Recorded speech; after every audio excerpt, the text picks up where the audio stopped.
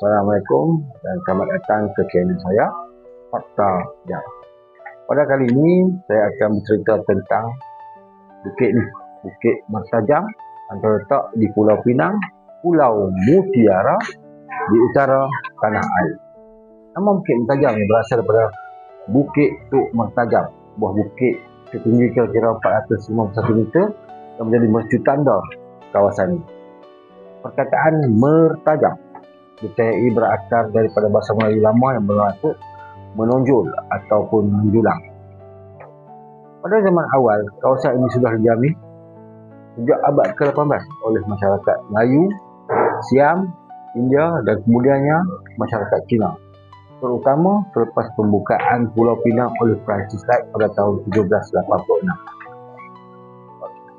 Tanah di sekitar Bukit Mertajam yang subur menarik peladang terutama daripada bangsa Cina Hakka untuk membuka kebun seperti kebun lada hitam, tebu dan juga ubi.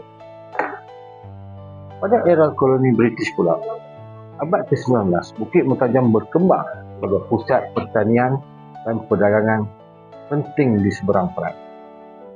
Pembinaan landasan kereta api FMSR menghubungkan Bukit Mertajam, Butterworth, Kulin dan Kedah menjadi hub pengangkutan utama di Bukit Mertajam. Pekan Bukit Mertajam pula dicu sebagai pusat pentadbiran daerah, mempunyai balai polis, mahkamah dan pejabat-pejabat kerajaan.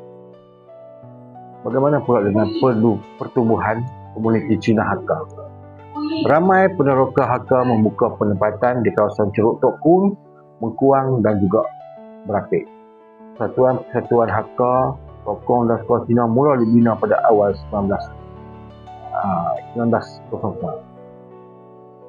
Tokong seperti Tokong Dewi Kuan Yin, Tokong Setosa menjadi antara bangunan warisan yang terkenal di Bukit Mertajam. Pada sudut ekonomi abad ke-20, pada pertengahan abad 20, Bukit Mertajam menjadi pusat perdagangan getah dan juga biji besi.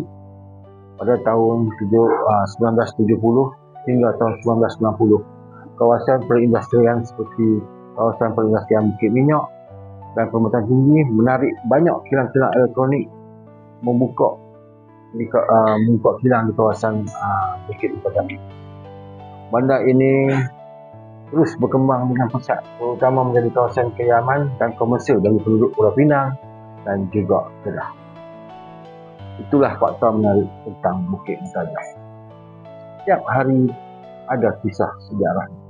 Jadi jangan lupa like, share dan subscribe serta komen untuk video yang seterusnya. Assalamualaikum warahmatullahi wabarakatuh. Salam satu Indonesia.